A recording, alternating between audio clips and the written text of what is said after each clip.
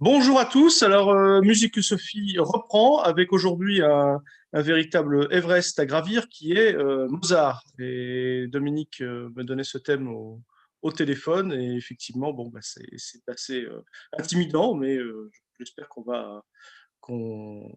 va développer en 2 heures au moins des choses intéressantes et inédites et certainement inouïes. À toi, Dominique. Oui, Bonjour. non, mais Bonjour à toi. tu as raison d'insister dès le départ sur, sur l'hubris, tu n'as pas dit le mot, mais enfin, Hmm. l'hubris qu'il y a à prétendre parler de Mozart en 2 heures. Hmm.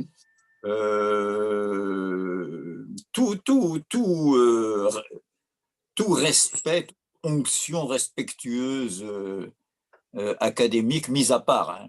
Hmm. Je veux dire, il ne s'agit pas d'être. Comment peut-on parler de Mozart, n'est-ce pas sacrilège déjà? Est-ce que Mozart n'est pas au-delà des mots? Bon, tout ça, on le laisse de côté. Hein, je veux Hmm. dire, Hmm. ça, c'est les paresseux. Et est-ce que Bach n'exprime pas Dieu quelque part? Hein? Eh ben, eh Ça ben, aussi, ça non, m'agace. non, non, non, mais c'est une très bonne entrée en matière. Mais avant de franchir cette entrée que tu me proposes, dans quelques secondes, je persiste à m'excuser auprès du public de prendre à bras le corps, non pas cet Everest, c'est ton image, parce que pour Mozart, c'est un peu massif, Mhm. c'est le cas de le dire, mais, mais le, à la fois la somme de discours qu'a sur Mozart, qui est quand même sans doute le musicien classique le plus vendu, en gros, enfin disons le plus distribué, hein, Mhm. pour prendre un terme quantifiable. Et voilà, et puis après, et surtout sur lequel, dont la réalité, la réalité de son œuvre, de sa musique, est encombrée par un record par un encombrement d'imagerie Mhm. au pluriel, parce que des imageries très différentes, quelquefois même contradictoires. Tantôt c'est l'enfant chéri des muses, le Raphaël des sons, enfin je veux dire le côté un peu séraphique et éthéré. Mhm. Hein. Tantôt dans un film célèbre, n'est-ce pas, de Milos Forman, Mozart apparaît sous les traits d'un jeune Californien, visiblement d'après sa tronche et sa manière de parler plus habitué aux boîtes de nuit de San Francisco. Mhm. Bah, qu'à un voyage en calèche de Salzbourg à Rome. Mais donc voilà, toujours. Puis le Mozart des romantiques, celui d'Hoffmann, qui est un des meilleurs, parce qu'on oublie souvent que Hoffmann, l'écrivain, celui des contes, était aussi un excellent compositeur, je le dis, puisque c'est la musique est quand même notre foyer d'intérêt principal. Et je cite comme ça très rapidement son opéra Ondine sur un texte de Friedrich von la Motte-Fouquet, un nom huguenot possible, Mhm. un des rares textes romantiques que Goethe révérait en disant c'est une perfection. Voilà. Ouais, pourtant, il avait la dent dure hein, contre les romantiques. Oui, oh là là, oh là là, oh là là, bien sûr. Il y a un côté un peu pré-nietzschéen au niveau, je parle esthétique pure, hein, pas du tout, il n'a pas du tout j'allais dire, excusez-moi, les conneries de Nietzsche, je vais en faire hurler plus d'un, mais Mhm. on en a bien parlé la dernière fois, je crois que je lui ai rendu justice. Il vaut quand même mieux que les Nietzschéens, hein, soyons clairs. Mais Goethe, ils partagent tous les deux cette méfiance à l'égard quand même du romantisme et des Allemands. Nietzsche a une très belle formule je crois que c'est dans Par-delà le bien et le mal, oui, c'est ça. Il dit Goethe sera toujours au-dessus des Allemands, il ne leur appartiendra jamais. C'est ce qui est quasi sacrilège quand on voit Mhm. l'étendard que présente Goethe pour la, la Deutsche Kultur ou le Kulturkampf, comme on voudra. Mais enfin, revenons à Mozart, que Goethe révérait par-dessus tout. Encore que, je ne sais pas si Goethe est une bonne référence en musique. Nietzsche, oui, connaît bien la musique, mais Goethe, je veux dire, était plus tourné vers les arts plastiques. Ça a été, c'est pour me rapprocher de Mozart que je fais toute cette approche précautionneuse où je ne nomme pas Mozart ni une de ses œuvres, Mmh. mais allez, soyons clairs. C'est pas une légende que Goethe a supporté pas Schubert et c'est la mise en musique de ses poèmes. Non, mais bien sûr, et quant à Beethoven, c'est pas qu'il l'aimait pas, c'est que Beethoven le terrifiait. Bon. Mmh. Mais Comme personnage, oui. pour parler de deux de ses plus grands contemporains, hein, Schubert et Beethoven. Non, non, il a des goûts classiques, bien sûr, Goethe, ce qui confirme l'antiromantisme, son antiromantisme que nous évoquions. Mais laissons cela parce qui apparemment nous éloigne de Mozart, mais en fait, pour montrer à quel point on est très proche, rappelons quelques chronologies. On oublie souvent ça à propos de Mozart. D'accord. Les œuvres les plus jouées de Mozart, je pense, je sais pas moi, Don Giovanni, à Così, à ses derniers concertos pour piano, etc., sont presque tous postérieurs à la prise de la Bastille. Oui, il y a 2 ans, en fait. Alors, 2 ans et demi. Hein, l'enfant chéri des muses, le petit Mozart avec une perruque à Versailles faisant le baisement à Marie-Antoinette, oui, C'est pourquoi pas ce qu'on pas, écoute. C'est pas ce qu'on écoute, en fait. hein, mais c'est pas sa musique. Mmh. C'est son Ah, c'est pas ça. enfance, c'est son milieu. Les perruques sont restées plus longtemps, on s'en doute, en Autriche, n'est-ce pas? Je rappelle que Rousseau est le premier à jeter la perruque. Et ici, je nomme Rousseau parce que je vais me servir de textes de Rousseau, parce que ce n'est pas Mozart mon sujet. Allez, soyons clairs, parce que sinon, ce serait vraiment, sinon un Everest en tout Pas cas. décourager tout le monde. Hein, Oui, non, sujet. Je ne serais pas à la hauteur. Et à double titre, hein, je le dis une dernière fois, pour que ce soit bien clair, non pas seulement à cause de tout ce qu'il y a à dire sur Mozart, mais presque au contraire de la gageure apparemment infranchissable qu'il y a à vouloir restituer l'impondérable, ce qu'il y a de plus important de Mozart par des mots. Voilà, je dis des banalités, hein, je veux dire. Mais enfin, on sait bien que les partisans de l'indicible, de l'ineffable, sont paresseux. Hein. Oui, oui. Si tous les écrivains, tous les poètes et tous les musiciens avaient pensé que l'essentiel ne peut pas être exprimé, bon, on serait bien embêtés. On n'aurait ni les musées, n'est-ce pas, ni les enregistrements qui sont notre consolation pour, en attendant, n'est-ce pas, une alternative au capitalisme, quand même. Non, non.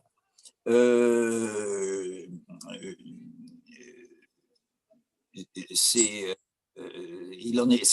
la même contradiction qu'il y a pour les sceptiques, hein, qui noircissent des milliers de pages pour dire qu'on ne peut pas dire la vérité. Bonjour. Merci. Il faut couper une seconde. Oui. Pas toi.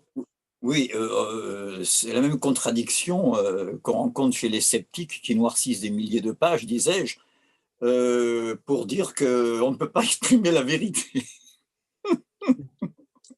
Bon. Donc voilà, ça a un double titre, parce que dans le cas de Mozart, on a vraiment...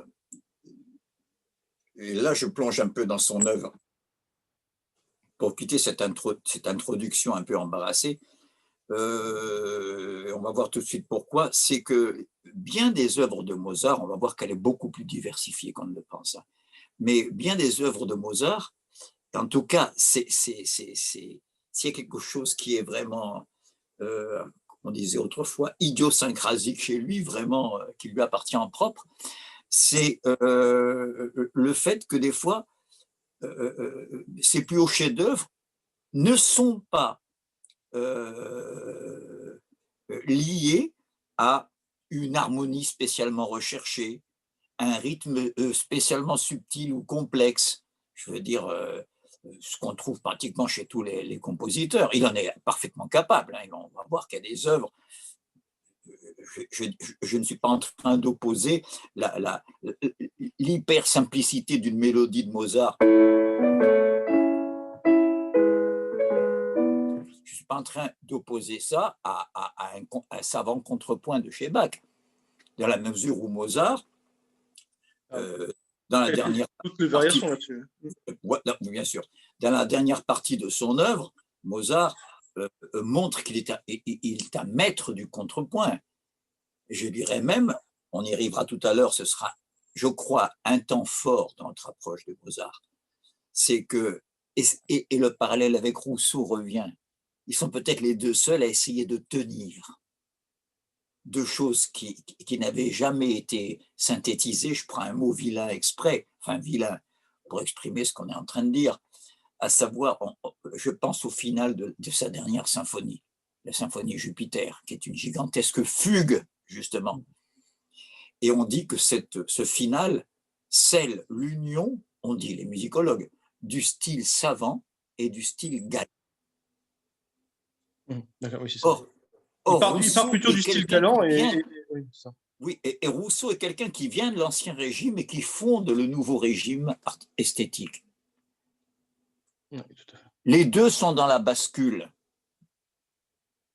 Aussi, je vais faire deux introductions pour Mozart pour essayer d'exprimer l'essentiel, car mon thème, encore une fois, j'y reviens, c'est pas Mozart, point. Ce serait mégalomane de ma part. Mais d'une manière un peu plus ciblée, un thème que nous avions traité plus à travers des musiciens plus récents, le thème du bonheur, on avait traité à travers Debussy, à travers les Russes, à travers,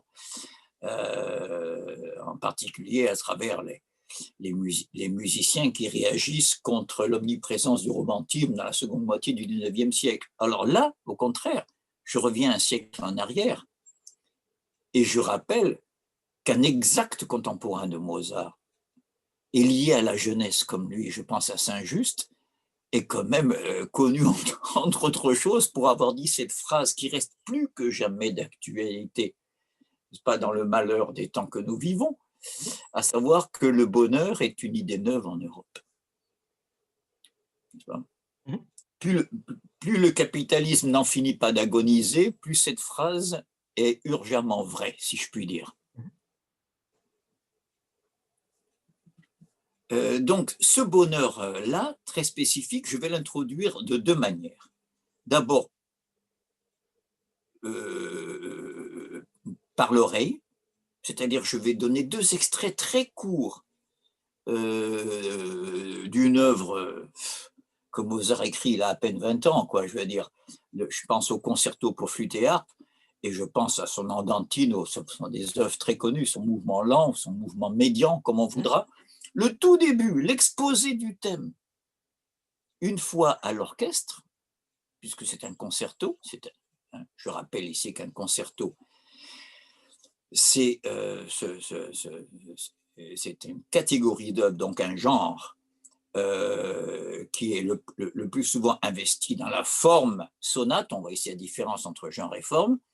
Le genre étant ce qui distingue cette catégorie des autres catégories comme la symphonie ou la messe ou la cantate, j'en sais rien, et la forme étant ce qui l'organise de l'intérieur, au contraire. Hein.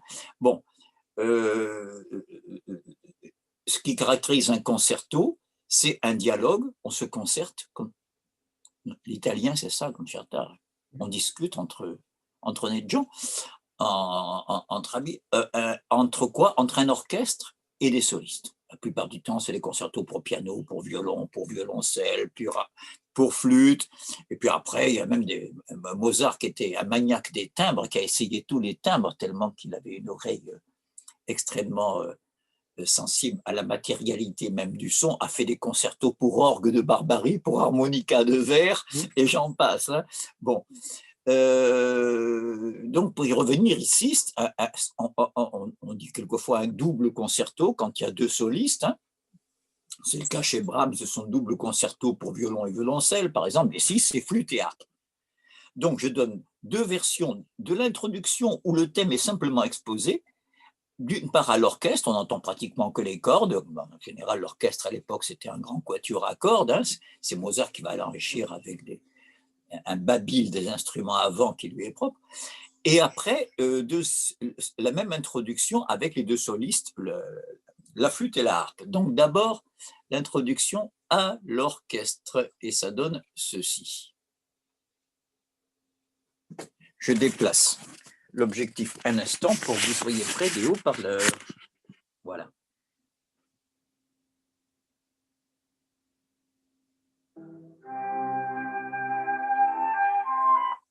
Pardon, excusez-moi pour ce faux départ.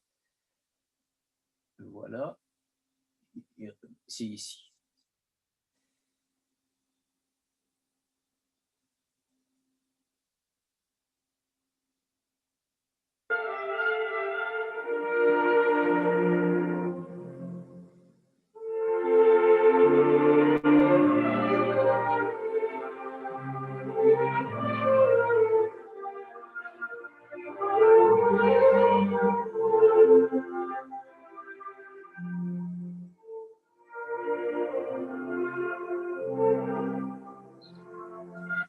Voilà, pardon, c'est très court, mais cette bouffée de bonheur, il faut qu'elle reste une bouffée. Je la répète donc cette fois avec les solistes.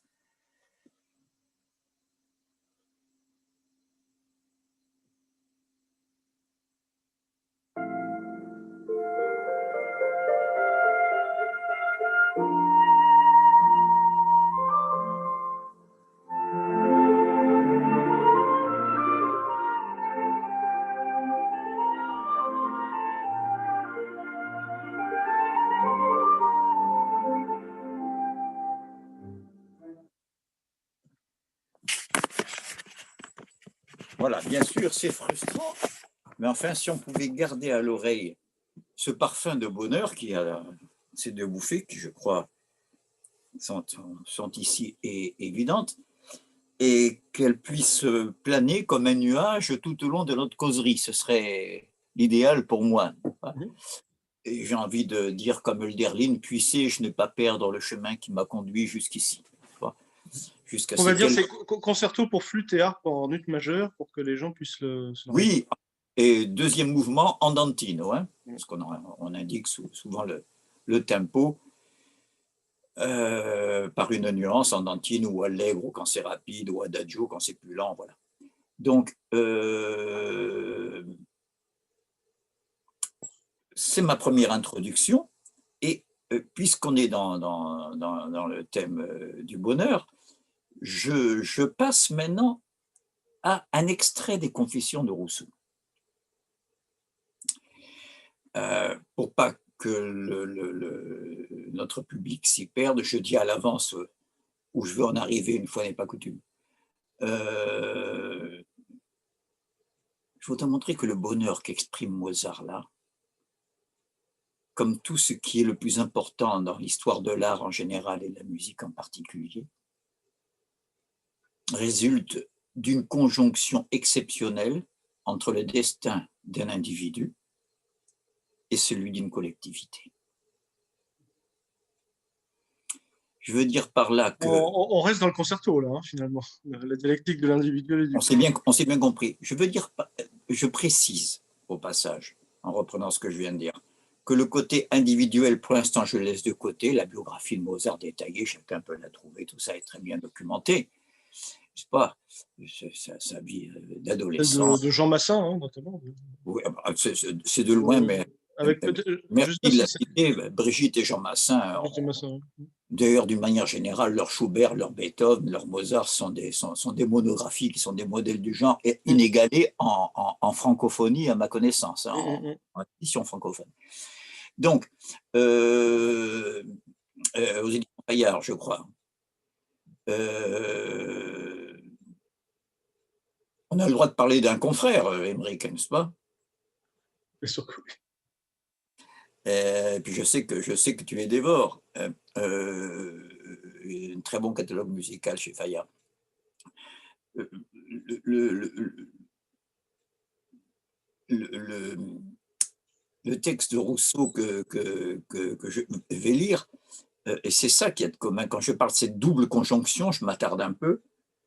Je crois que le chef d'orchestre Furtwängler avait dit ça aussi. Lui, il disait que les chefs-d'œuvre, lui, il parlait que de la musique, bien sûr, il disait que tout chef-d'œuvre a deux faces. C'est sa manière à lui un peu plus allemande et métaphysique de parler. Hein, a deux faces, une qui est en rapport avec l'époque qui a vu éclore cette œuvre et l'autre avec l'éternité, il disait.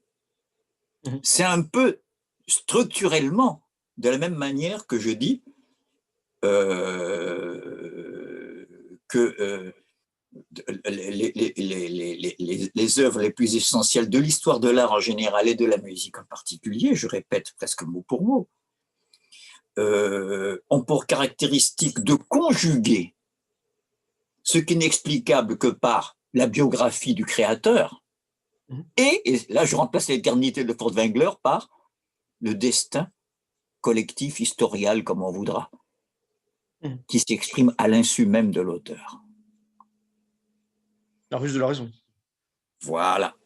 Et pour cela, je vais l'illustrer à travers un des textes les plus heureux de Rousseau.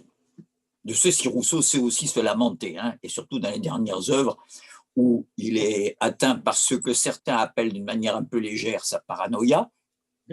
Je rappelle au passage que ce qui caractérise la paranoïa en pathologie, c'est que le sujet s'angoisse, et c'est peu dire pour des persécutions imaginaires, alors oui, que là, Rousseau, c'est quelqu'un qui est poursuivi par les polices des trois plus grandes puissances de l'époque, n'est-ce pas, la Prusse, la France, l'Empire d'Autriche-Hongrie, etc.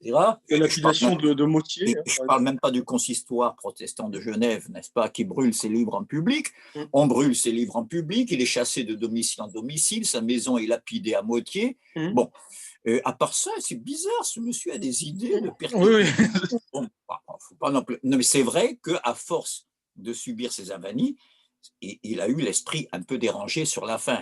C'est vrai que des fois, il dit du mal de ceux qui sont le mieux prévenus à son égard, n'est-ce pas? Et voilà, bref. Donc, et qui décourage quelquefois les meilleures volontés et ses meilleurs amis. Mais enfin, ici, je suis dans ces textes les plus heureux et les plus lumineux, dans les Confessions. Les Confessions ont été écrites dans les années 70, disons, pour aller vite. C'est-à-dire quoi, une vingtaine d'années avant le concerto qu'on vient d'entendre. Bon, et on sait bien que la musique a toujours un léger décalage, n'est-ce pas, avec les autres arts pour exprimer comme si... je croyais que c'était la fin des années 70, le concerto. C'est quand même une œuvre, c'est pas une œuvre très tardive, hein, ce que tu as fait écouter Mozart. Le concerto là, pour flûte. Je crois pas que ce soit une œuvre. Non, c'est pas une œuvre tardive, mais Mozart a une vie très courte. Oui, de toute façon, oui, c'est sûr. Il meurt à 35 ans, hein. Bien sûr. Et il meurt en 92, à ma connaissance. Hein. Oui, décembre 91, je crois. Oui, ou en 91, voilà. Donc, c'est quand même frappant de voir que dans les deux cas, chez Mozart comme chez Rousseau, il va y avoir, je le dis à l'avance, parce que le texte devrait parler de lui-même, hein, tout ce qu'une approche, allez, disons-le, non marxiste pourrait, à juste titre,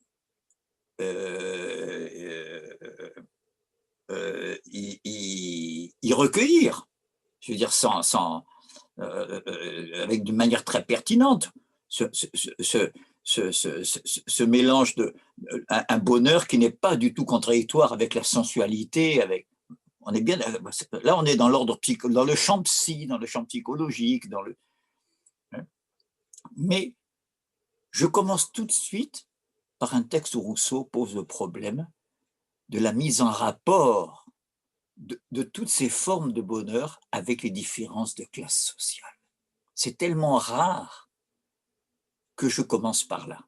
On verra après comment Mozart joue sur le même registre. Et donc, voilà.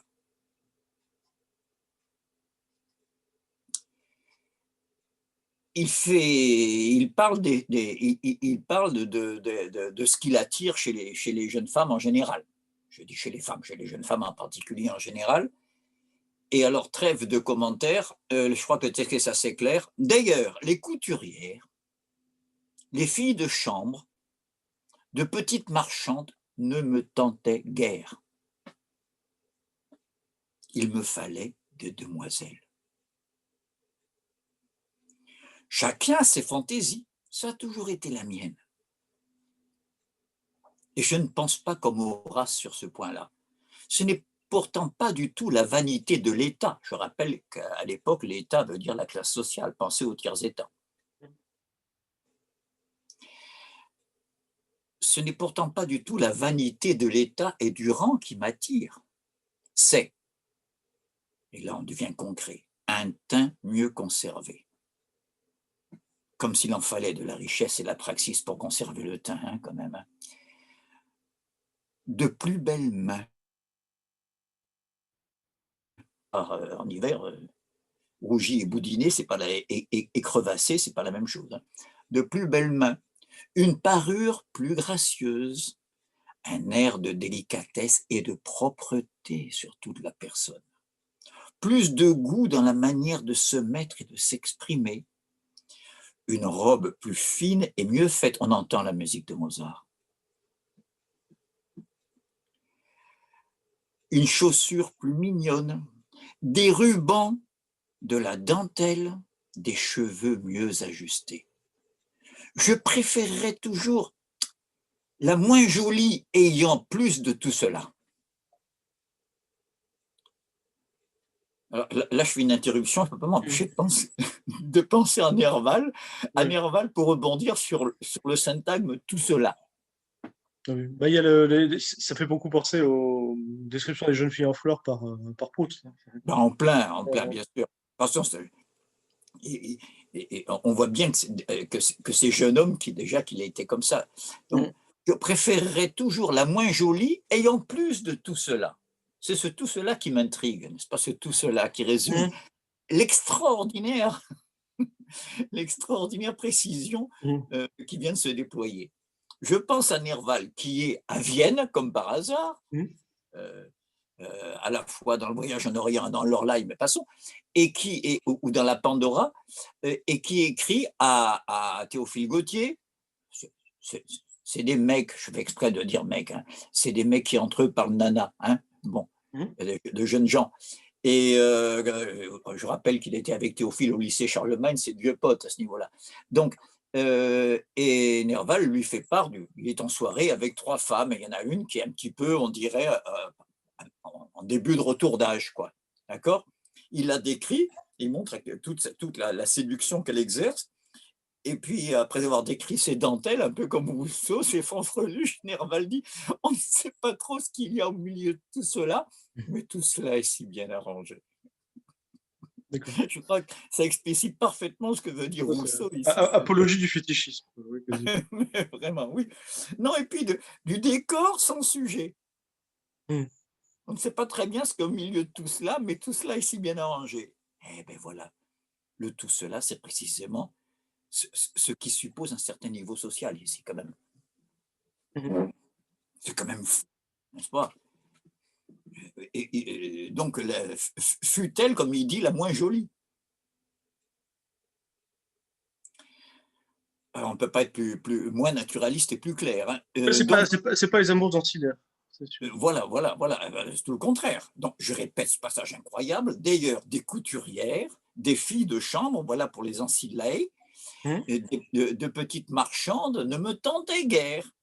Il me fallait des demoiselles. Chacun a ses fantaisies, ça a toujours été la mienne.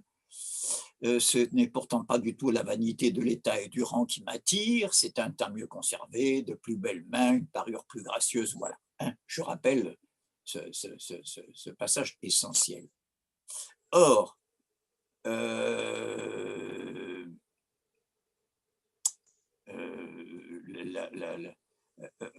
j'imagine le lecteur des Confessions ou notre public, parmi eux, il y en a certainement quelques-uns qui découvrent ce passage de Rousseau, qui dit « Mais pour qui il se prend? Enfin, d'où il sort? Non, mais ce serait le marquis de Carabas, je veux bien, d'accord? Mais enfin, c'est un vagabond sur les routes, il sort du petit artisanat de Genève, n'est-ce pas? Il fait l'exhibitionniste devant des jeunes filles au puits dans des villages au point qu'il échappe de peu à la raclée du père qu'il surprend en train de... Il faut voir ça dans les Confessions, hein, c'est salace comme passage. Hein. Et là, tout d'un coup, monsieur ne sélectionne que les marquises. C'est quoi cette histoire? C'est justement l'essentiel de là où je veux en arriver. C'est que ce bonheur contemporain, commun, qui s'exprime doublement chez Mozart et chez Rousseau. Je rappelle que Rousseau est le plus grand musicien de son époque au niveau de sa prose. Je rappelle, parce qu'au niveau des notes de musique, il n'arrive pas à la cheville de Rameau comme compositeur de notes, mais comme élaborateur de phrases, n'est-ce pas? Je pense aux confessions, aux rêveries, ou à la nouvelle Héloïse, n'est-ce pas? C'est le premier à faire retentir la musique moderne à ce niveau-là. Donc, ce qu'il y a de commun, c'est tellement gros ce que je vais dire, n'est-ce pas? Je ne crois pas que je sois à la hauteur de l'importance d'un tel contenu, donc je vous le dis comme ça, comme on peut le résumer, si étant donné que ce soit possible. C'est un bonheur qui exprime le passage historiquement déterminé d'une société qui commence à avoir les moyens de s'évader de la nature dans la cité. Nous sommes là exactement entre deux révolutions. La révolution industrielle anglaise commence à propager ses effets dans l'Europe et la révolution politique française et contemporaine. Enfin, pas pour Rousseau, elle est très prochaine, encore qu'elle est tellement contemporaine dans l'air, comme on dit, c'était dans l'air, que Rousseau dit bien, dans les 1000, nous approchons de l'état de crise et du siècle des révolutions. Attention. Si jamais quelqu'un fut prophète, ce fut bien ce soi-disant paranoïaque qui vit dans l'imaginaire. Non, non, s'il y en a qu'un seul qui voit le réel à ce point-là, à son époque, et il ne dit pas nous approchons du siècle de la Révolution. Nous approchons de l'état de crise, c'est très actuel, et du siècle des révolutions. Comme s'il voyait venir et 89, et 1830, et 1848, et la Commune, et 1917. C'est quand même extraordinaire. Je rappelle que dans nos manuels, dans notre scolarité, on a toujours associé les chiffres et les lettres. Je plaisante un peu. Je veux dire, 18e siècle, voilà un chiffre, c'est le siècle des Lumières, voilà les lettres, n'est-ce pas?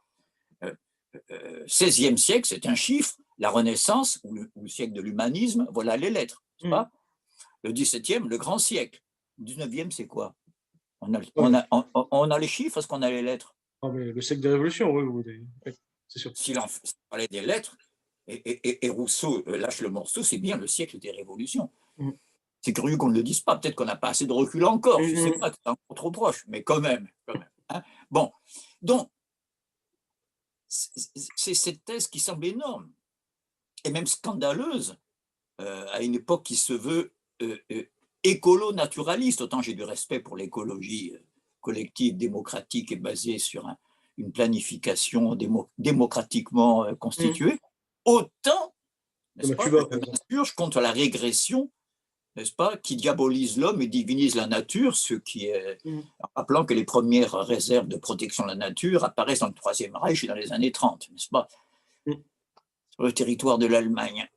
Naturschutzgebiet. Donc, ça paraît scandaleux, mais je ne peux pas m'empêcher de penser aux dernières symphonies de Haydn. Je commence à montrer que ça circule dans l'air à l'époque.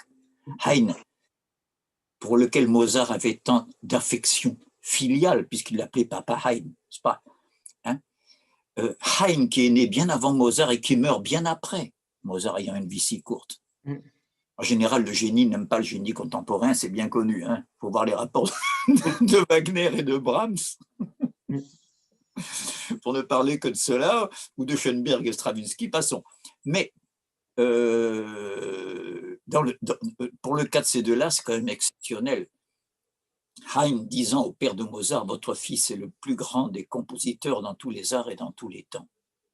Et je vous l'ai dit devant Dieu et en honnête homme. C'est assez rare. Et quant à Mozart, il va dédicacer à Haydn ses 6 quatuors les plus élaborés. Haydn ayant joué le rôle qu'on sait dans l'existence même et dans le surgissement du quatuor à cordes.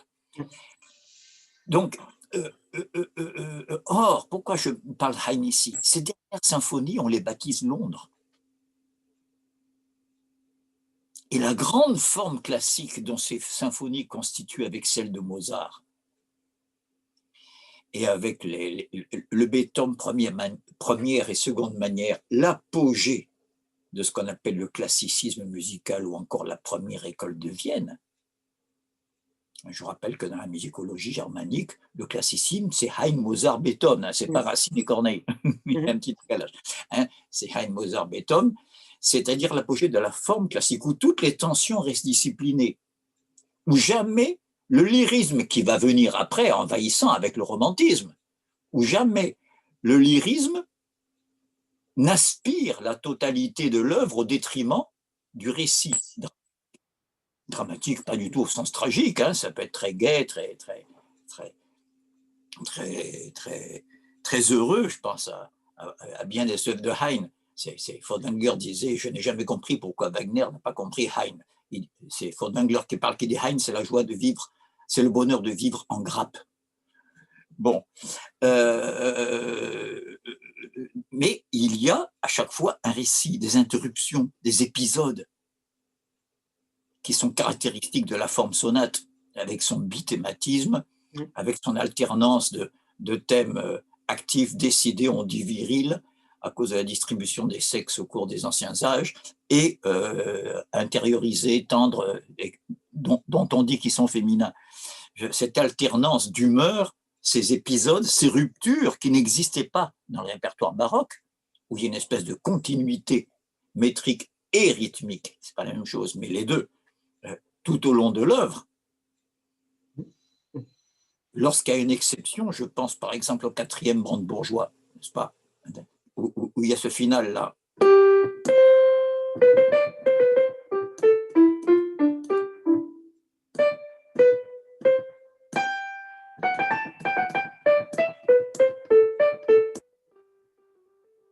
Bon, c'est une fugue, hein, comme je ne peux pas faire les quatre voix.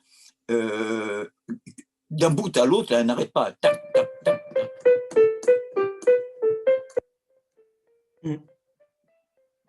Ça n'arrête pas jusqu'à la fin, sauf à un moment donné à la fin.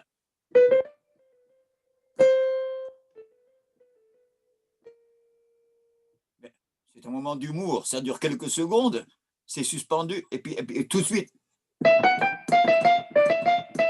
Et ça reprend jusqu'à la fin et ça conclut. C'était pour dire je plaisante, je fais semblant de m'arrêter, je plaisante. C'est pas une rupture comme dans Schubert où tout d'un coup, ou dans Mozart où tout d'un coup il y a un découragement, où il y a une tentation tout d'un coup d'arrêter. À quoi bon?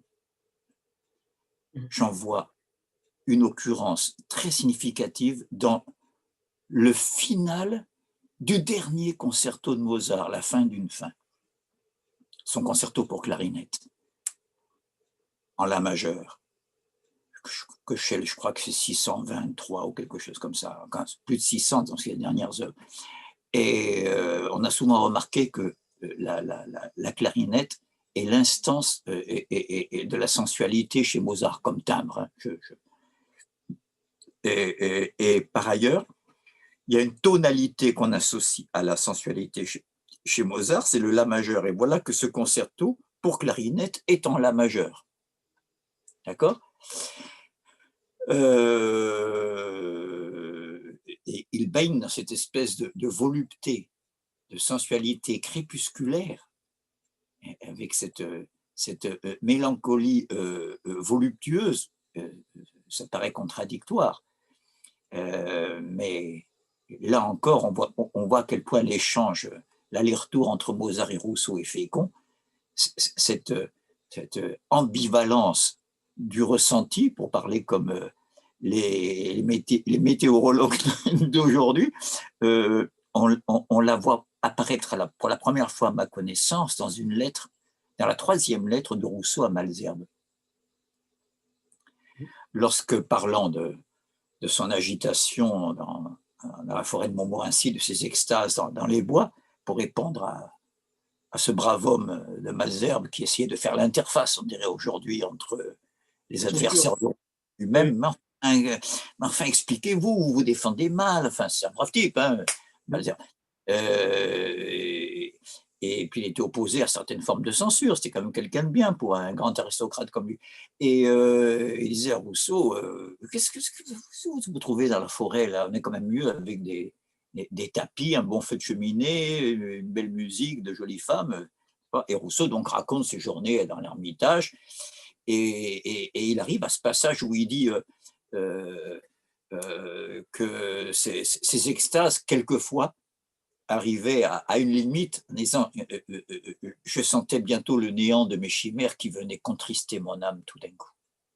Eh bien, monsieur, c'était jouissance, car j'en étais pénétré d'une tristesse que je n'aurais pas voulu ne pas savoir.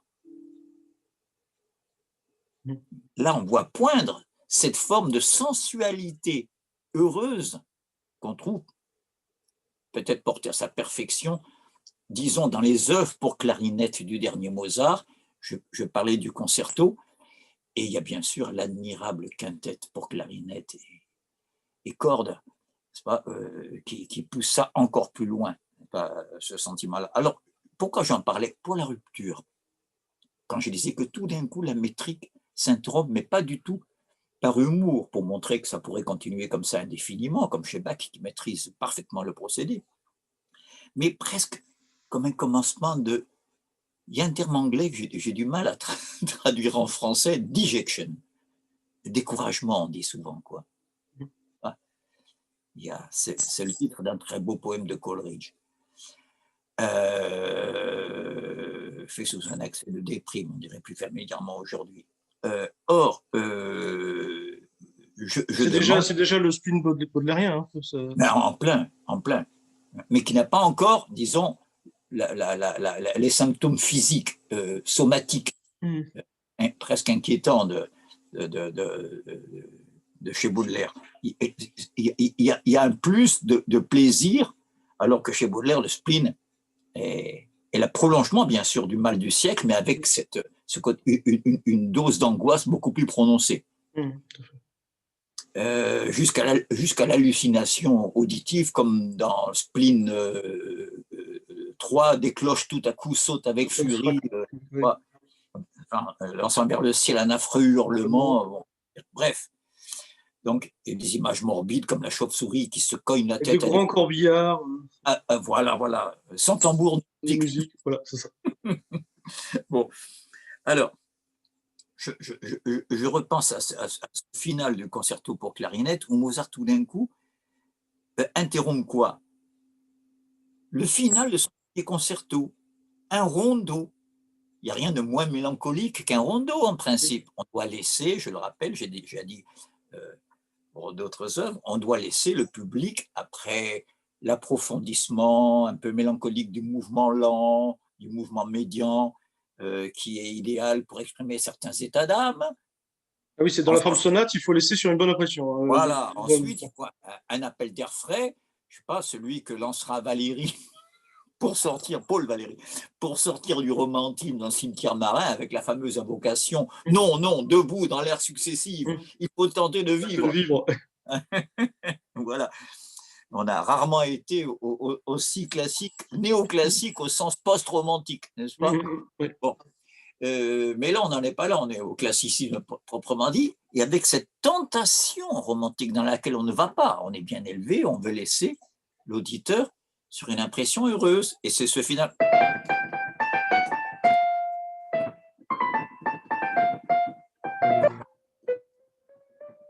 Avec ces petits chromatismes dans Mozart a le secret. Et donc, il s'acquitte son rondo, le clarinettiste fait des cabrioles, des arpèges, des gammes, comme il n'a pas eu l'occasion de pousser à ce point sa virtuosité dans les mouvements antérieurs. Tout va bien, et tout d'un coup, le propos s'arrête. Il y a un silence. Il essaie de réamorcer, et ça s'interrompt de nouveau. Deuxième silence, je ne sais pas combien d'anges passent, et puis ça reprend et ça conclut. Or, Mozart en a presque fait un genre de cette rupture. On le retrouve dans son 22e concerto pour piano, en mi bémol dans le final. Pareil. On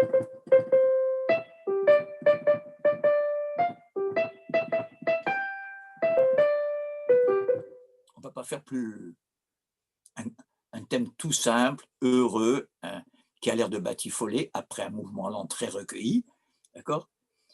Et voici que, alors là, l'orchestre s'interrompt et arrive, alors là, non pas un silence, mais une séquence musicale qui n'a rien à voir avec le propos du final, le propos antécédent du final, sur un tempo beaucoup plus lent, avec presque uniquement les instruments avant.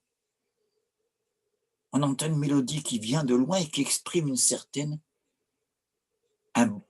une lassitude heureuse. Et quand je dis une lassitude, je fais exprès un mot, je ne dis plus mélancolie, parce que ça concerne autant le corps que l'âme, une lassitude. Et donc, je ne peux pas mieux la comparer qu'à celle des enfants. Vous savez, les enfants, tous ceux qui ont des enfants savent que pour les arracher à l'eau, c'est difficile, que ce soit à la plage, au torrent, à la piscine, à la mer, au bain, n'est-ce pas? Les enfants, ils sont bien dans l'eau. Tu vois? Eh bien, quand ils ont joué toute la journée à la plage, etc., et qu'on leur dit qu'il faut aller à la maison, il y a un moment de mélancolie. Il y a un moment où ils sont gavés de gestes, n'est-ce pas, de courses folles, et tout d'un coup, il y a le soleil qui décline, ils savent que c'est l'heure de rentrer, et c'est cette lassitude-là, où le corps est à la fois comblé, heureux, et un peu las de tout ce bonheur qui s'exprime dans ce passage dont je parle dans le final du 22e concerto. Pour ceux qui voudraient en savoir plus sur ce passage, qui voudraient, à juste titre, au lieu de m'écouter bavarder et écouter la musique de Mozart à laquelle je fais allusion, je me permets, une fois n'est pas coutume, de renvoyer à un commentaire que j'en fais dans des courts-métrages réalisés par Alyosha Allar, que je salue ici, hein, qui a fait le court-métrage La fausse note, sous forme d'interview de votre serviteur, et qui, par ailleurs, a enregistré pas mal de séquences, il appelle ça enfin, moi j'appelle ça des entrées, je ne me rappelle plus son terme qui est parfaitement approprié. Mais et à un moment donné, je choisis ce concerto, ce passage dans le final du 22e concerto pour en parler.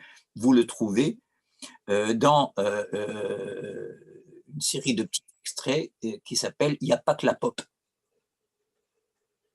Voilà, je vous le livre en un mot commençant. Il n'y a pas que la pop, Alyosha Allar, A2L ARD, à qui je rends hommage ici et à qui j'exprime toute ma gratitude. Et parce que là, vous entendez l'illustration sonore, c'est intercalé par une très belle interprétation de Robert Casatsu et de Georges Zell. Vous entendez ce thème qui vient tout d'un coup, mais on a l'impression non pas de rentrer au paradis, mais d'avoir le regret, à peine rentré, de déjà devoir en sortir. Et à peine on s'est mis cette phrase incroyable dans l'oreille, que la phrase reprend, mais cette fois avec le soliste, avec le piano, qui jusque-là avait été muet pendant l'énoncé de la phrase à l'orchestre. Et enfin, le thème énoncé a tellement d'affinité avec ceux qui, à la même époque, se multiplient dans son opéra, sans doute le plus accompli du point de vue strictement musical. Ça ne sert à rien de dire moi, le meilleur, le plus beau.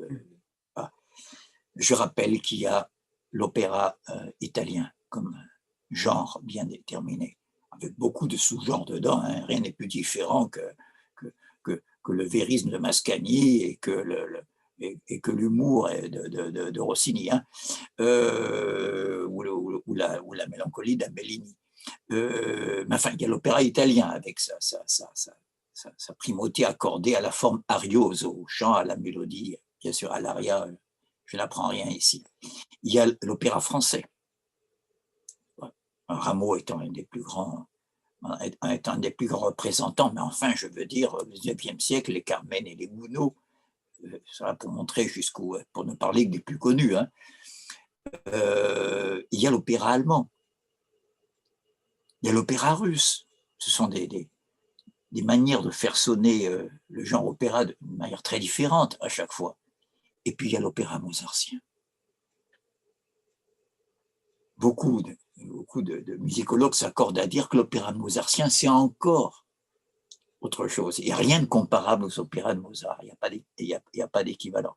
Mozart est sans doute le plus grand compositeur germanique, le plus grand compositeur italien et l'un des meilleurs compositeurs français. Voilà, parce que je fais allusion à Così fan tutte, qui sont dans le genre créé en Italie, en particulier par l'école napolitaine, opéra bouffe.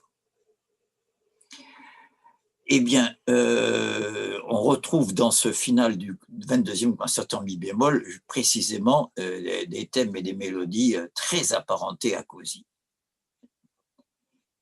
Et c'est là où je voulais en arriver, à Così fan tutte. Je reviens toujours à ces ambivalences sur lesquelles je me déplace depuis tout à l'heure. Je n'ai pas dit les ambiguïtés.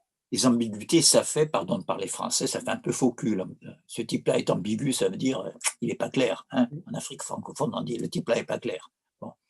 Ça veut dire qu'il ne nous dit pas vraiment ce qu'il pense. L'ambivalence, c'est différent. C'est des contradictions qui sont à l'insu même du sujet. C'est plus profond. Par hasard, si c'est une notion très importante dans le champ freudien, par exemple, hein, l'ambivalence. Et donc, bonheur, sensualité, mélancolie, on vient de voir que c'est une de ces formes d'ambivalence. Et j'en arrive à Così. Pourquoi? Parce que le sujet est un chef-d'œuvre de sujet pour opéra bouffe. Mozart a son meilleur librettiste, un curé défroqué d'ailleurs, Da Ponte, n'est-ce pas, qui finira sa carrière aux États-Unis, soit dit en passant, hein, une vie d'aventure. Et c'est avec Da Ponte qu'il va faire la fameuse trilogie, qui sont les sommets de l'opéra chanté en italien. Je dis, oui, je ne dis pas d'opéra italien, l'opéra chanté en italien, à savoir, dans l'ordre chronologique, les Noces, Don Giovanni et Così. Et Così, bon, je ne suis pas le seul à le dire, les connaisseurs, si tant est que ce mot a un sens, disent que c'est bien le jardin secret de Mozart. En tout cas, ce qui est sûr sur l'objectif maintenant est mesurable, dans aucun autre opéra, il y a autant d'ensembles. Je rappelle que dans un opéra, il y a des airs pour les solistes, l'air de Figaro, l'air de la Comtesse, l'air de Don Giovanni, l'air de Leporello, tout ce qu'on voudra. Et puis, il y a les ensembles, quand simultanément, il y a plusieurs personnages qui chantent. Oui, on appelle ça. Alors, ou bien ils chantent en suspendant l'action, et c'est typique non pas de l'opéra bouffe, mais de l'opéra seria, sérieux étant le contraire de bouffon, n'est-ce pas? Mozart excelle dans les deux genres. Hein. Il a commencé par Idoménée, roi du pont, n'est-ce pas? Mithridate, pardon, mais Idoménée et Mithridate, roi du pont, Re di Ponte, qui sont des opéras seria. C'est un peu plus emprunté, c'est un peu plus solennel. Et là, chaque fois qu'il y a un ensemble, c'est un moment pur lyrique. Donc on suspend l'action dramatique. Ce que Mozart est le premier à inaugurer en particulier dans le premier de notre grande trilogie d'A Ponte, à savoir dans les Noces de Figaro, c'est que l'action continue pendant les ensembles. Alors je renvoie ici ceux qui veulent en savoir plus, et surtout l'illustrer musicalement, par l'extraordinaire deuxième acte des Noces de Figaro, qui est un espèce de flow musical non-stop. Il faudra attendre Wagner pour voir une séquence musicale sans interruption comme ça, non-stop, où l'action est haletante. Il ne faut pas oublier que le sous-titre des Noces de Figaro, c'est La folle journée, pas, avec des rebondissements, des péripéties, des reconnaissances, bon, et à quel point le nombre d'ensembles qui se télescopent, tantôt à 3, tantôt à 4, tantôt à 5, trio, quatuor, eh bien, Così, c'est l'apogée de ça. Dès le lever de rideau au premier acte, on a affaire, j'introduis là le passage dont je voudrais parler, où il y a l'apogée de l'ambivalence dont je parlais, hein, pour rappeler mon fil. Mais je contextualise ce passage en présentant Così en général. Quand le rideau se lève, on voit 3 mecs, je dis exprès des mecs, parce qu'il n'y a aucune femme, on est dans un bistrot sans femme, n'est-ce pas? Un bistrot à Naples, avec 2 jeunes gens, 2 officiers du roi, 2 jeunes hommes, dont chacun dit la plus fidèle, la plus belle, c'est la mienne, etc. Hein, ils sont chacun leur copine, bon, très bien. Et puis un d'un âge un peu plus mûr qui leur dit ouais, écoutez, vous êtes bien gentils, mais enfin, je veux dire, elles sont toutes les mêmes, hein, cosy femmes toutes. Hein, mot à mot, elles font toutes la même chose, n'est-ce pas? Bon, ne m'imputez pas, ne m'imputez pas des idées propres au libertinage de l'époque. Je ne fais que restituer. Et alors les autres se fâchent, mais comment? Alors, ils sortent l'épée, attention, hein, fuori la spada. Hein. Bon. Et pardon pour mon accent corse, je suis désolé. Remarquez, à Naples, c'est pas très loin hein, de l'accent corse, qui doit beaucoup à l'accent napolitain. Et puis, bien sûr, ça se calme. Il dit, je suis un homme de paix, rentrez les épées, écoutez, on va faire un pari. Et ça va être... L'action va commencer. Je vais vous faire un pari que vos demoiselles, qui sont des anges, qui sont des perfections, tout ce que vous voulez, d'accord, elles vont vous tromper dans la journée si vous faites ce que je vous dis. Alors, n'importe quoi. Eh bien, on parie sans sequin. Vous voyez, Freud aurait remarqué l'enjeu d'argent. Hein. Quand même, n'est-ce pas? Bon, surtout que l'homme mûr, là, va mettre la femme de ménage, de compagnie des deux jeunes femmes en question, en disant on donnerait la moitié si tu fais ce que je te dis, tu m'aides à arriver à ce qu'elles trompent ces messieurs. Vous voyez? Donc, j'en arrive à la scène dont je veux parler. Don Alfonso, l'homme mûr, leur dit, qui est leur ami de longue date, hein, et qui donc connaît les filles aussi, parce qu'il va souvent prendre le thé chez elle avec ses 2 amis. Don Alfonso leur dit, voilà, vous faites exactement ce que je vous dis. Vous allez disparaître en prétextant que le roi vous appelle à la guerre. Très mauvaise nouvelle pour les jeunes filles qui pensent que d'un jour à l'autre, ils vont leur annoncer plutôt le mariage, et qu'ils vont leur annoncer, alors que là, ça va être qu'ils vont pratiquement à la mort. Vous allez à la guerre et vous revenez déguisés j'aime bien parce que la bonne va dire, oh là là, quel muso fuor dell'uso. C'est joli, n'est-ce pas? Qu'est-ce que c'est que ce visage Visage. Oui, dont on n'a pas l'habitude, en fait, elle dit, est-ce que ce sont... Il y a tout le problème des Balkans qui est déjà là. Est-ce que ce sont des Valaques, des Turcs, Valaki, bon, des Bachibouzouk, si vous voulez parler en termes tintinologiques. Donc, c'est ce qu'ils font. Et la scène dont je parle, maintenant j'y arrive, c'est celle où elles annoncent à leurs bien-aimés, à leurs 2 bien-aimés, où Don Alfonso, l'homme mûr, vient leur dire, je suis désolé d'être le porteur de mauvaises nouvelles, mais vos 2 amis, le roi les appelle au champ de Mars, à la guerre. Donc il les fait venir, ils arrivent honteux, en traînant les pieds, n'est-ce pas? Et pendant que une barque, tout ça est payé par l'homme mûr, une barque avec une fausse armée, n'est-ce pas, leur dit allez, on n'a pas beaucoup de temps, il faut embarquer et aller sur le champ de bataille. Et donc, ce passage s'appelle, en musicologie, le quintet des adieux. Nous sommes 5, les 2 jeunes gens, leurs 2 quasi-fiancés et leur ami Don Alfonso. Nous sommes en plein opéra bouffe. Nous, on rigole, on sait que c'est faux, qu'ils ne vont pas à la guerre, n'est-ce pas? Et voilà que dès que le quintet commence, dès que l'action s'arrête et que les 5 commencent à chanter, Mozart écrit la musique la plus bouleversante.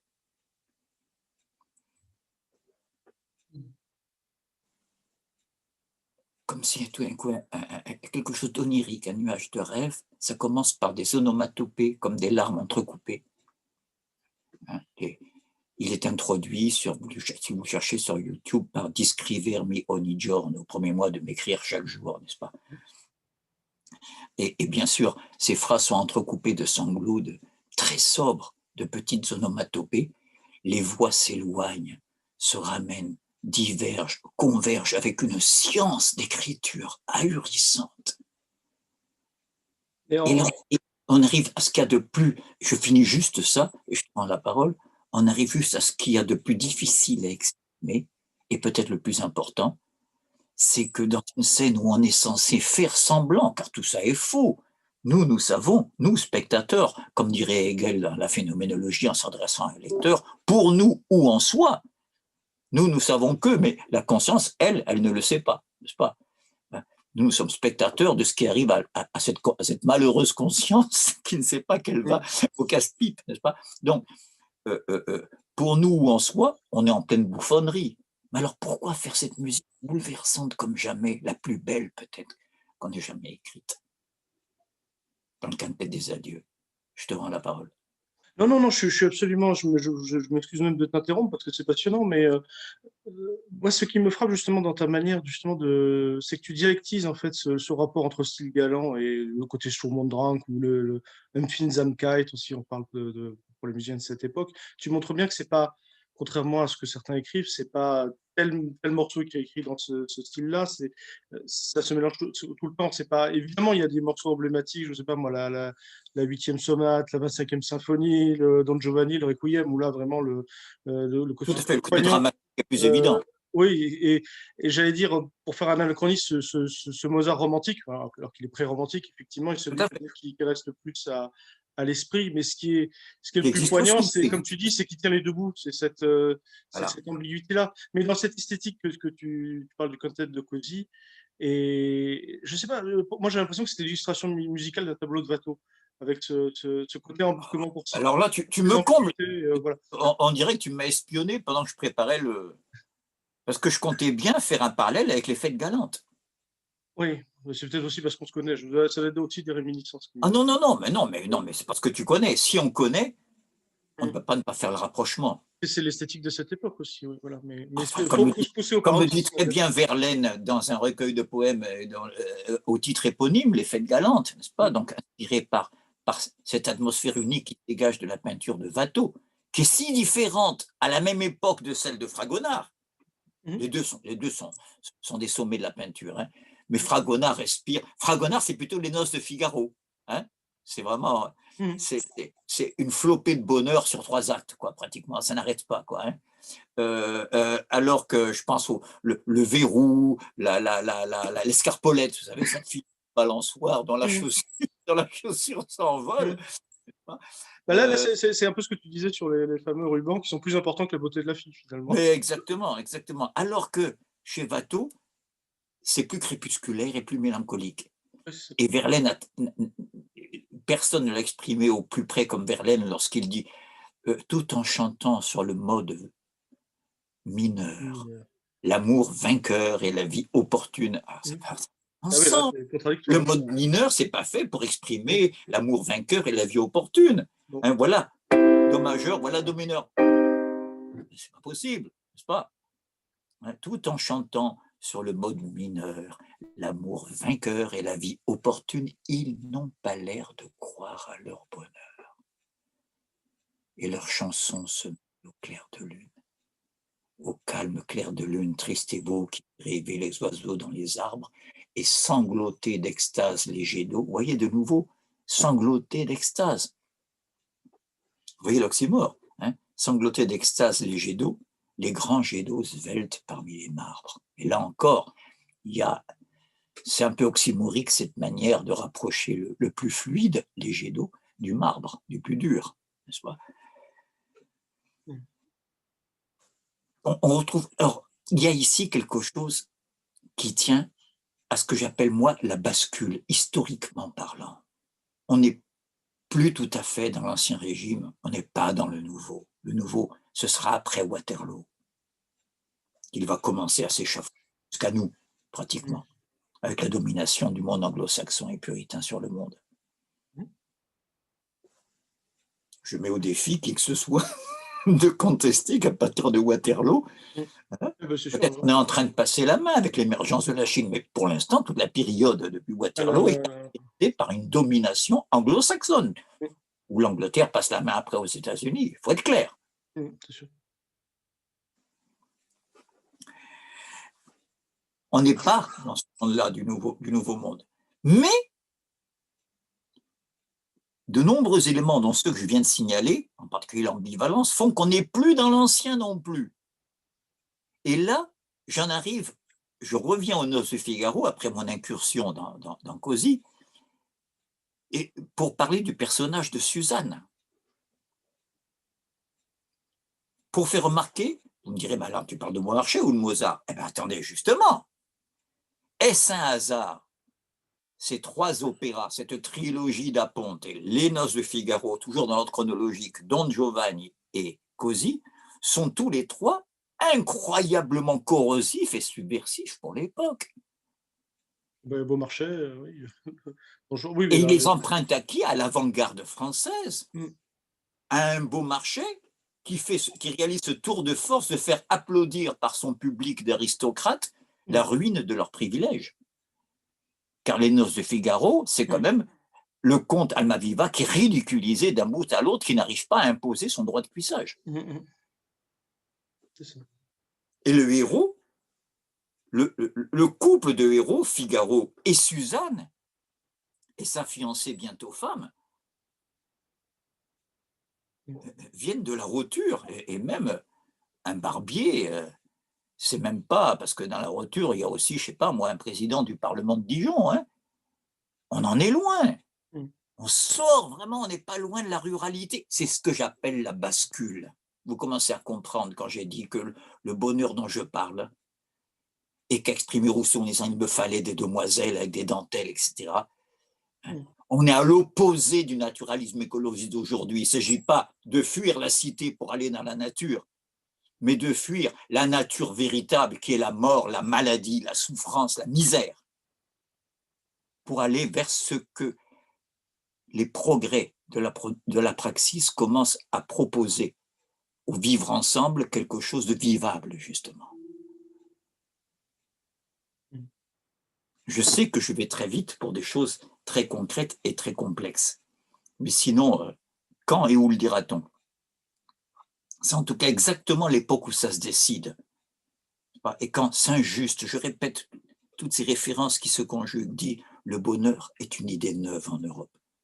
Parce que c'est un peu intriguant cette phrase, on pourrait dire, mais enfin quand même, je ne sais pas, vous lisez les romans de Chrétien de Troyes, il y a des moments très heureux, oui, bien sûr, oui, pour la princesse à sa tour, qui a des nattes qui tombent du 3e étage jusqu'au rez-de-chaussée, des tresses, pardon, hein, et qui attend que son bien-aimé revienne de Jérusalem où elle l'a envoyé s'il veut mériter son amour. Je veux dire, je veux bien, mais ce n'est pas les paysans, ça. Les paysans, c'est quelques Gallois qu'on croise de temps en temps entre ces grands chevaliers vikings normands, là, n'est-ce pas? Et qui sont des sous-hommes. Qui sont noirs et petits. Pardon? Dans Yvain et le chevalier au lion de Chrétien de Troyes, il y a une description du Manon, en fait. Mais voilà. C'est quasiment un personnage fantastique, en fait. Qui est saisissant. Et là, on est au XIIIe siècle, et même au XIIe d'ailleurs. Je ne parle même au XVIIe encore, il faut voir l'incroyable texte de La Bruyère sur les paysans. On voit dans la campagne d'étranges animaux, lorsqu'ils se redressent, on s'aperçoit, malgré leur face noire, que ce sont des hommes qui je ne le dis pas par cœur, qui murmurent quelques syllabes à peine compréhensibles. La Bruyère. On voit les tableaux de Lenain aussi. Voilà, exactement. C'est la même veine. Les tableaux de bouche édentée.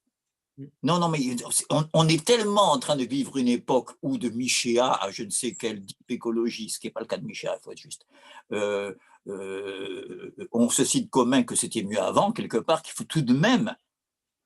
L'espérance de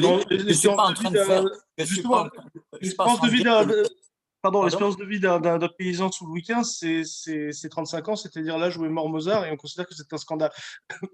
Rétrospectivement, évidemment. Eh bien, écoute, tu parles à quelqu'un qui a vécu 34 ans de sa vie dans des pays où l'espérance de vie, encore aujourd'hui, est de 42 ans. Oui. Au Niger, oui. Oui, qui bat aussi le record du taux de natalité, parce que là-bas, c'est 9 enfants la moyenne. C'est quand même hallucinant. Hein. Mais pour en garder 2. C'est le 18e. Entre le palu, le choléra, chaque saison sèche, etc. Mais bien sûr. Hein. Alors, arrêtons d'opposer l'identité africaine, l'identité européenne. En fait, c'est des différences dans le temps et non pas dans l'espace, ces choses-là. C'est des différences de moments historiques. Si on veut comprendre les problèmes où se débattent nos frères et nos camarades, n'est-ce pas, de ce qu'on appelait le tiers-monde, il faut voir nos ancêtres et non pas à chaque fois être dans un exotisme qui n'avoue pas son nom. Bien sûr, oui. C'est pas ex, c'est in, nous l'avons dedans, comme une obscure réminiscence. Et j'en profite pour examiner d'un peu plus près cette notion qui nous éloigne quelques instants de Mozart, celle de tiers-monde, en constatant, soyons très rigoureux maintenant, que ici tiers est un nombre ordinal. Ça ne veut pas dire qu'il y a 3 mondes, ça veut dire qu'il y en a un qui est le tiers-monde, qui vient en troisième. Donc ça veut dire quoi, ça? Il y en a 2 avant, oui. Il y a le monde capitaliste et le monde communiste à l'époque. Et tout ce qui n'était ni l'un ni l'autre, on le mettait dans le tiers-monde, ce qui est ridicule. C'est une notion imaginaire. Cuba, on va le mettre où? Le Vietnam, on va le mettre où? L'Allemagne fédérale, on va la mettre où? C'est pour ça qu'ils ont parlé de trilatéral, d'ailleurs. Pardon? C'est pour ça qu'avec Cuba, c'est la trilatérale qui naît. Mais bien sûr. Hein. Bon, déjà, les non-alignés, c'est déjà plus objectif comme appellation, n'est-ce pas que, voilà, je referme la parenthèse. Donc, quand je dis sortir, nous commençons à peine à sortir des ténèbres. Voilà ce que je veux dire. Et je n'oublie pas le plus grand Marx, peut-être celui qui, au lieu et à la place et au moment où Hegel parle de la fin de l'histoire, parle de la fin de la préhistoire humaine. Dans la préface de 1859 à la contribution à la critique de l'économie politique, il dit que si on se débarrasse du mode de production capitaliste, alors, non, c'est pas la fin des temps. C'est pas. Alors, ils se marièrent et vécurent heureux avec beaucoup d'enfants. C'est pas la fin de l'histoire, c'est pas où il se passe plus rien. Non, c'est le début. C'est le début, oui. Parce qu'avant, c'était la prise. On sort des ténèbres. Et je suis pas en train de faire l'éloge du capitalisme en disant qu'il nous a sortis de l'ancien régime. Non. C'est des ruses de la raison qui font que la raison a choisi la classe qui était le plus avant-garde à ce moment-là par rapport à la féodalité. Mais immédiatement après, n'est-ce pas, le conflit qui régnait depuis des siècles entre la paysannerie et l'aristocratie va surgir entre la bourgeoisie et le monde ouvrier. Donc, on est en train de voir des choses essentielles. On ne croyait pas comme ça qu'à travers les dentelles, les boucles et les fanfreluches de Rousseau et de Mozart, on est arrivé à ces considérations. Mais on y est enfin à tout cela. Ce que Rousseau appelait le tout cela. Je préférais toujours la moins jolie ayant tout cela. Ayant tout quoi? Mais tout ce qui nous sort de l'horreur. Et c'est pourquoi, quand je vois le féminisme bourgeois, car il y a un féminisme dont je suis un fervent partisan, quand on voit encore le décalage qu'il y a entre les salaires des hommes et des femmes, il y a beaucoup à faire pour la cause du féminisme encore, n'est-ce pas? Mais le féminisme bourgeois, celui pour qui l'ennemi c'est l'homme, et non pas les femmes et les hommes qui exploitent des millions d'autres femmes et d'hommes, parce qu'on va pas me dire que Madame Lagarde, Madame de Bettencourt, que la terre lui soit légère, elle est plus vivante, ou Condoleezza Rice, n'est-ce pas, fassent partie des pauvres malheureuses exploitées par leur salopard de mari. Et elles ont eu la peau, comme Madame Lagarde est passée en Estonie, les retraites des vieilles sont tombées à 50 ans. Ah, excusez-moi, à 50 €. Oui, j'arrive même pas à le dire tellement que c'est gros. Donc, elles ne sont pas tendres, ces femmes-là, pour les femmes, n'est-ce pas? Dans le discours, oui, oui, sûr. Elles vont justifier l'intervention en Afghanistan pour dévoiler les femmes. Et maintenant, c'est pire que jamais, les régimes qu'ils ont. Ils sont en train de s'entendre avec ceux qui lapidaient les femmes, je veux dire. Et les vitriolets, même. Pardon? Et les vitriolets, même. Et voilà, au passage. Et puis, ils appuient les mêmes en Syrie, ceux qui lapident sur la place publique. Ou qui égorgent des enfants de 14 ans. Non, c'est grave ce qu'on est en train de voir. Ce que je reproche au féminisme bourgeois avant tout, c'est entre autres thèmes celui de la femme objet.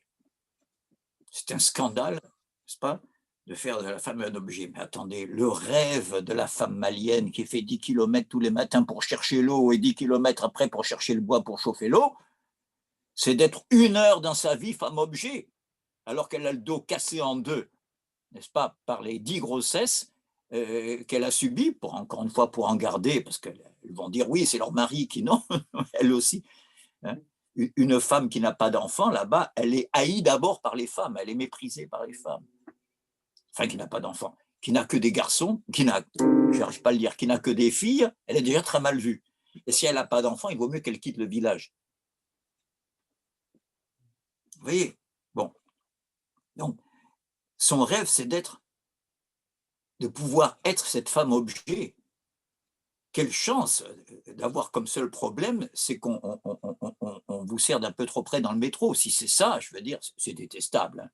Mais je veux dire, quand on a que ces problèmes à dénoncer, c'est qu'on est sauvé. De quoi? Des ténèbres dont je parlais. Il me fallait des demoiselles, des mains plus mignonnes, n'est-ce pas? Une chevelure mieux ajustée. Je reprends tout ce que dit Rousseau. Et je reprends ce que dit Saint-Just. Regardez comme tout s'ajuste maintenant. N'est-ce pas? Le bonheur est une idée neuve. C'est-à-dire le bonheur qui n'était le privilège que de quelques-uns, et du coup, ce n'était pas du bonheur, c'était de la jouissance. Regardez bien les libertins, c'est l'apogée de la jouissance. C'est l'époque de Mozart, c'est l'époque de Rousseau, c'est l'apogée de la jouissance. C'est son expression littéraire d'ailleurs. Que ce soit les liaisons dangereuses ou autre chose, Marquis de Sade, c'est pas ça qui manque, n'est-ce pas? Et ça commence déjà dès le XVIIe siècle, il y a, n'est-ce pas, des textes de La Fontaine qui sont excellents, n'est-ce pas? Ou même à la Renaissance, la Galerie des femmes de Brantôme, il y a toute une tradition libertine, n'est-ce pas? Surtout dans notre douce France, n'est-ce pas? Or, de qui je parle là? De M. Coderlo de Laclos, du marquis de Sade. Je ne le reproche pas d'être aristocrate, mais je constate, pour prendre le contre-pied de ceux qui ne croient qu'on a découvert la sexualité qu'à partir de mai 68, parce qu'on nous fait croire ça, hein, la révolution sexuelle. Non, non, ce qui est nouveau dès la fin 18e et qui illustre le personnage de Suzanne dans Les Noces de Figaro, c'est que la jouissance, il n'y a pas que les aristocrates qui y ont droit. Le personnage de Suzanne est la première boniche, je fais exprès de prendre un mot infamant, n'est-ce pas, qui a un rôle de premier plan de prima donne. Car il y a des bonnes chez Molière. Elles sont merveilleuses. La Martine savante est inoubliable. Mon Dieu, je n'avions point étudié comme vous et je parle tout droit comme on parle chez nous, n'est-ce pas? Elle est merveilleuse et elle a bien plus de bon sens que ces folles de maîtresses, n'est-ce pas? Mais ça reste une bonne. Elle est à sa place pour l'éternité. On n'imagine pas, n'est-ce pas, faire l'extraordinaire duo. Alors là, je passe du mariage de Figaro de Marchais de nouveau aux Noces de Figaro de Mozart. Extraordinaire duo de Suzanne et de la comtesse quand il faut faire le faux rendez-vous, n'est-ce pas, à Figaro pour le piéger, par le fameux duo Soto-Ipini. Rendez-vous au clair de lune sous les pins, où c'est une espèce de... Je cherche le mot de Babyle entre deux oiseaux surnaturellement inspirés. Entre une mezzo et une soprano proprement dite. Voilà. Et là, on retrouve aussi Rousseau, la Nouvelle Héloïse, enfin, sa sensibilité expose chez Beaumarchais, mais c'est préparé par Rousseau. C'est pas un hasard s'il le place dans ce milieu-là, Rousseau. C'est toujours la réponse à la question pour qui il se prend. Eh bien, Rousseau, c'est le challenger. Oui, je vais prendre la femme là où elle est. La femme de la Bible, enfin la femme, je veux dire, ce n'est pas, pas le sexe femelle, c'est la femme. Il a fallu des millénaires pour la produire, cette féminité-là. Et donc, on retrouve ici le fameux triangle de Rousseau. Je me suis permis de forger ce concept. Je n'en suis pas l'auteur, c'est Nerval, le premier qui l'a formulé. Pas, mais je revendique le syntagme, le triangle de Rousseau. Pour le résumer, Nerval dans Angélique, lorsqu'ils arrivent tout près de la tombe de Rousseau à Armenonville, ils passent d'abord 3 kilomètres à Armenonville avec son ami Sylvain, ils vont visiter en bon touriste l'abbaye de Chaly. Et là, il y a cet incroyable passage. Ils arrivent devant le petit château où Henri IV a abrité ses amours avec Gabrielle d'Estrées. Vous voyez la continuité de notre propos. Et il dit, le fils du garde, donc un paysan, le fils du garde, qui nous faisait visiter les lieux, nous dit, voici la tour de la belle Gabrielle. Gabrielle, la favorite d'Henri IV. Tous les soirs, Rousseau venait pincer de la guitare sous sa fenêtre. Et le roi, qui était jaloux, a fini par le faire mourir. Nerval commence par rire, comme vous et moi. Enfin, quand même, c'est bien les paysans ignares pour faire de tels anachronismes, de ne pas comprendre que Rousseau, c'est 2 siècles après Henri IV. Et Nerval met un point et va à la ligne, arrête de rire. Cette formule est peut-être plus vraie qu'on ne croit, dit-il. Rousseau, en refusant les 100 louis de Madame de Pompadour, a ruiné l'édifice fondé par Henri. Tout a croulé, son image immortelle demeure debout sur les ruines. Voilà le triangle de Rousseau. Henri IV, Gabrielle et le Challenger. Alors, ça fait presque rire de voir Rousseau un peu en Casanova, à l'échelle de soi, venant pincer de la guitare. Sous quoi? Sous la fenêtre de l'extorsion de la plus-value. Voilà où je veux en arriver. Qu'est-ce que c'est? Que représente ici, dans l'ordre symbolique? Gabriel, d'autres, les noms sont inépuisables. Bref, l'instrument de jouissance du pouvoir. C'est bien de ça qu'il s'agit, du souverain. Qu'est-ce que ça symbolise? Sinon, cette jouissance qui est le privilège précisément du pouvoir. Et donc des millénaires d'extorsion de plus-value. Et c'est pas un hasard si le même Henri IV, à qui on avait dit avant qu'il règne sur Paris, Majesté, vous n'y pensez pas, vous êtes protestant, jamais vous pourrez régner sur la capitale de la fille aînée de l'Église, enfin je veux dire de la France, enfin, il faudrait se convertir. Et alors, Paris vaut bien la messe. Paris avec des filles avec un cul comme ça et des cheveux bouclés, je m'en fous moi d'où ils sont de la religion. Un con, Henri IV, vous voyez, on voit des choses sérieuses. Il avait bien compris, lui, que c'était la jouissance, l'enjeu. La poule au pot pour le paysan et Gabriel pour moi. Pour la paysan le dimanche et Gabriel tous les jours. Tu ne parles pas des nuits. Le triangle de Rousseau, le souverain, la favorite, le challenger. Et ce qui est nouveau là, dans ce que j'appelle la bascule fin 18e, c'est précisément qu'il y a un challenge. Avant, le rival, il était dans l'aristocratie. Oui, l'amour courtois. Toutes les tragédies de Racine. Hein. Oui. Je demeurai longtemps et rendre Césarée. Et oui, je demeurai longtemps et rendre Césarée.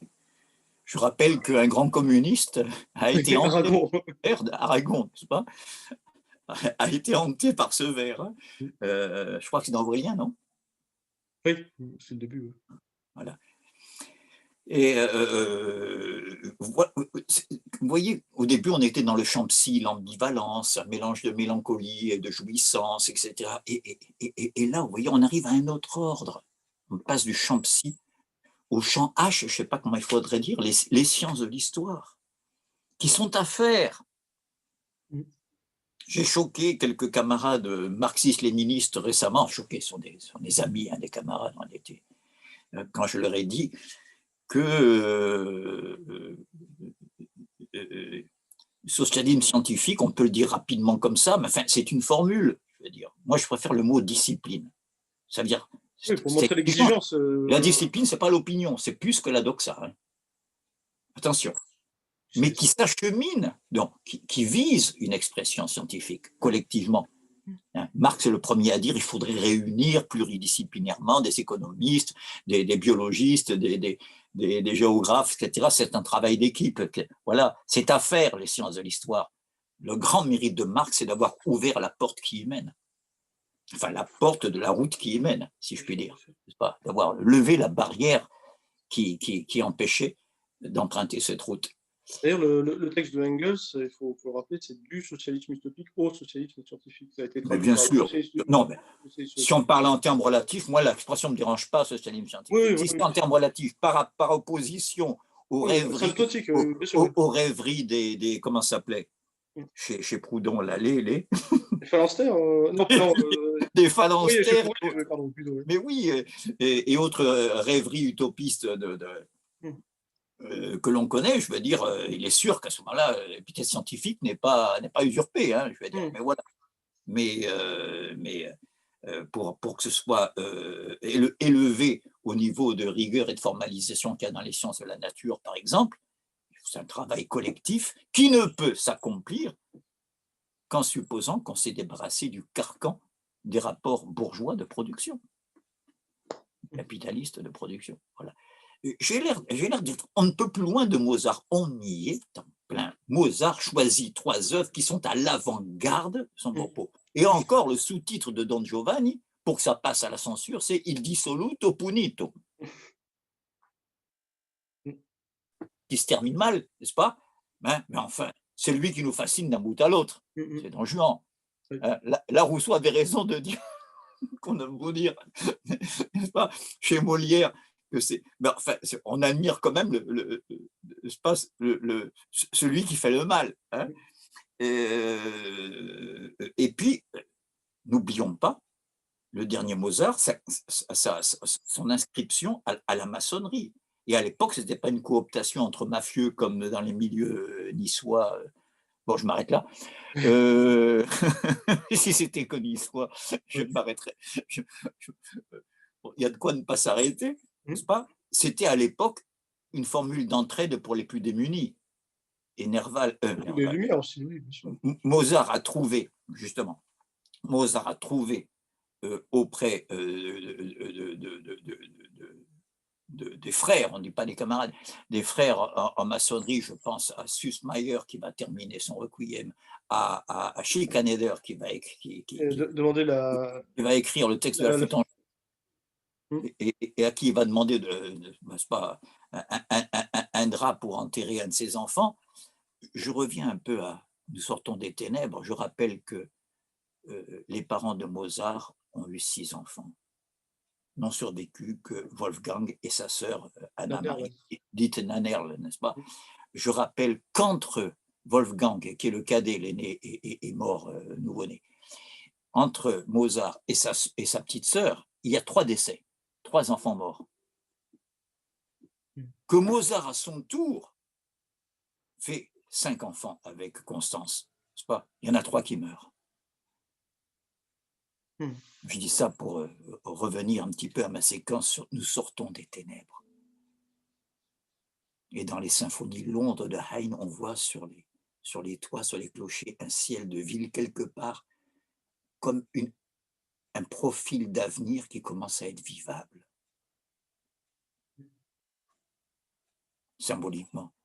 Ce n'est pas l'affreux Londres qui va venir empesté en 1840 et que dépeindra si bien Dickens, hein, c'est pas celui d'Oliver Twist.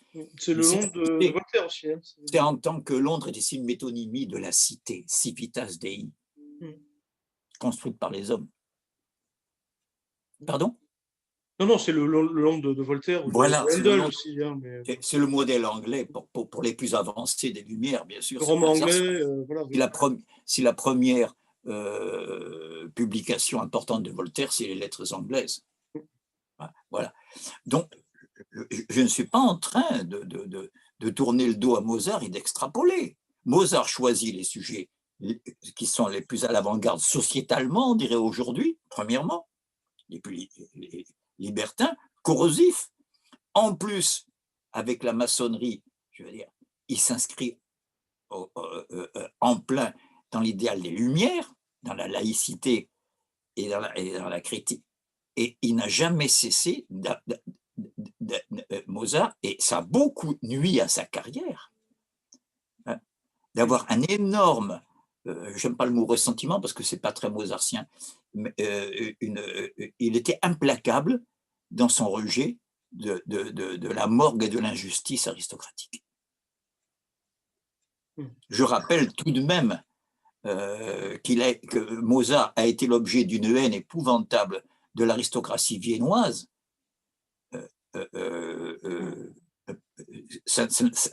qui ne s'est pas arrangé lorsqu'il s'est inscrit à la maçonnerie. Vous imaginez, dans l'Autriche hyper catholique, mais déjà, n'est-ce pas, par le fait qu'il voulait faire un opéra populaire. Et donc, en Autriche, allemand, je pense à l'enlèvement au sérail et à la flûte enchantée, alors que les Italiens régnaient à la cour. Et voilà que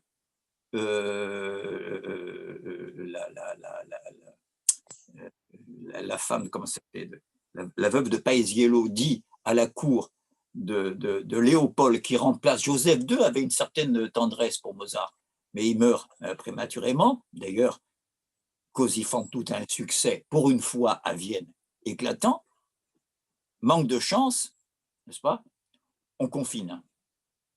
Parce que Joseph II casse sa pipe, et donc, à cause des journées de deuil décrétées,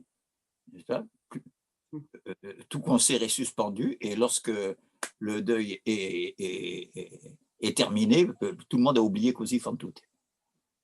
Il y a comme ça des malédictions. Or, pendant ce temps, la veuve donc, de Paesiello, avec le nouveau souverain qui déteste Mozart, dit en écoutant les noces de Figaro qu'est une porcheria musicale, une porcherie musicale. Ou porcheria tedesca. Musicale tedesca, oui, excuse-moi. C'est justement à cause, vous voyez, on sent que à l'époque, vous savez, il y avait des musiciens italiens dans toutes les cours d'Europe. Voilà. Donc, il faut quand même... Il y avait un préjugé pro-italien à l'époque. Hein. Oui, non, mais on sous-estime chez Mozart ce côté combatif à ce niveau-là. Et qui culmine, et là, carrément, Mozart est carrément rousseauien dans l'expression. Bien sûr, c'est Schikaneder qui a fait le texte de la flûte enchantée, n'est-ce pas?